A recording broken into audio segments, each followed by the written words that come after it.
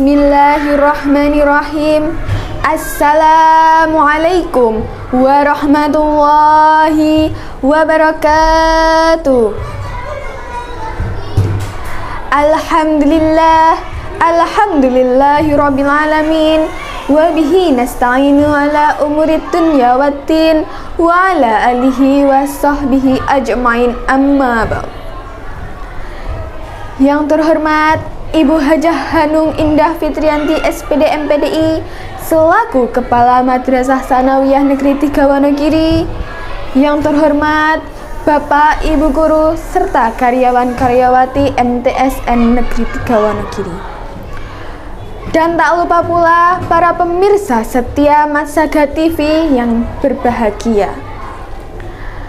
Yang utama dan yang paling utama, marilah kita panjatkan puja dan puji syukur atas kehadirat Allah Subhanahu wa Ta'ala yang telah memberikan nikmat serta hidayahnya yang tidak dapat kita hitung satu persatu, sehingga saya dapat berdiri di sini menyampaikan sedikit ilmu, dan para pemirsa setia Matsaga TV dapat menyaksikan saya menyampaikan sedikit ilmu yang semoga membawa manfaat bagi kita semua. Tak lupa sholawat serta salam tetap tercurah limpahkan kepada junjungan kita, pangeran kita, Nabi Agung, Nabiullah Nabi Muhammad Sallallahu Alaihi Wasallam, yang telah membawa umatnya dari zaman jahiliyah menuju zaman Islamiyah, dan yang kita tunggu-tunggu syafaatnya di yaumil qiyamah kelak, serta semoga kita termasuk umatnya yang paling terdepan. Amin, amin, Allahumma amin. Sebelumnya ada pepatah yang berkata, tak kenal maka tak sayang. Oleh karena itu, perkenalkan, nama saya Nisa Naila Nikmah, perwakilan dari kelas 8F. Pada kesempatan yang baik kali ini, izinkan saya menyampaikan sedikit ilmu dengan tema putus asa. Para pemirsa setia Matsaga TV yang berbahagia, putus asa berarti habis harapan atau hilang harapan. Seseorang dapat dikatakan putus asa apabila tidak memiliki semangat atau harapan untuk mencapai sesuatu yang semula hendak dicapai. Putus asa biasanya diikuti dengan sikap tak acuh, masa bodoh, atau tak mau berusaha lagi.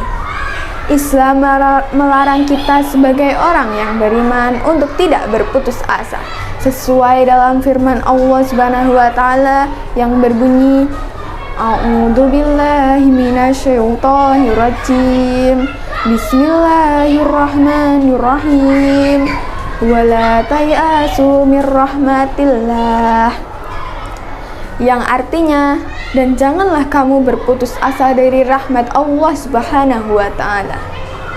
Quran Surat Yusuf ayat 87.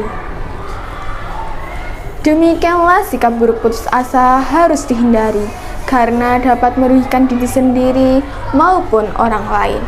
Apalah artinya berusaha jika dalam pikirannya tidak ada sedikit pun harapan untuk berhasil atau sukses. Imam At-Tabarani meriwayatkan bahwa putus asa adalah akhlak yang buruk. Hadis riwayat Imam At-Tabarani, kitab Al-Jami'us Saghir nomor 4964. Para pemirsa setia Matsaga TV yang saya banggakan, teman-teman, apakah teman-teman tahu berapa dampak negatif dari putus asa? Dampak negatif dari putus asa sangatlah banyak. Di sini saya hanya ingin menyampaikan 3 dampak negatif dari putus asa. Dampak negatif dari putus asa yang pertama adalah merugikan diri sendiri karena membuang waktu dan energi yang sebenarnya dimiliki. Yang kedua, susah untuk mencapai kemajuan karena takut untuk berusaha lagi, khawatir akan gagal kembali. Yang ketiga, telah termasuk orang yang kufur dari nikmat Allah Subhanahu wa Ta'ala. Demikianlah 3 dampak negatif yang dapat saya beritahu. Teman-teman, cara menghindari diri dari sikap putus asa sangatlah banyak juga ya tentunya. Tetapi di sini saya hanya ingin menyampaikan 2 cara menghindari diri dari sikap putus asa. 2 cara menghindari diri dari sikap putus asa. Yang pertama adalah merenungi kegagalan kita sendiri dan kita jadikan introspeksi diri. Yang kedua, selalu meyakini dan selalu berdoa kepada Allah Subhanahu wa taala dan yakin bahwa Allah Subhanahu wa taala pasti memberikan jalan keluar bagi kita yang sedang menghadapi masalah. Demikianlah 2 cara menghindari diri dari sikap putus asa. Para pemirsa setia Masahaga TV yang dirahmati oleh Allah Subhanahu wa taala, marilah kita berdoa bersama-sama memohon kepada Allah Subhanahu wa taala agar dijauhkan dari segala perilaku yang dapat menyebabkan putus asa dan berdoa kepada Allah Subhanahu wa taala untuk meminta ampun agar diampuni dari segala kesalahan-kesalahan kita yang disengaja maupun tidak disengaja. Demikianlah sedikit materi yang dapat saya sampaikan. Sebelumnya ada pantun nih teman-teman. Pisau diasah di pagi hari, dibawa ke kebun untuk membabat. Berakhir sudah pidatoku ini, semoga memberi manfaat. Demikianlah yang dapat saya sampaikan. Ada kurang lebihnya saya mohon maaf yang sebesar-besarnya. Wabillahi taufiq wal hidayah wal ridho wal inayah. Wassalamualaikum warahmatullahi wabarakatuh.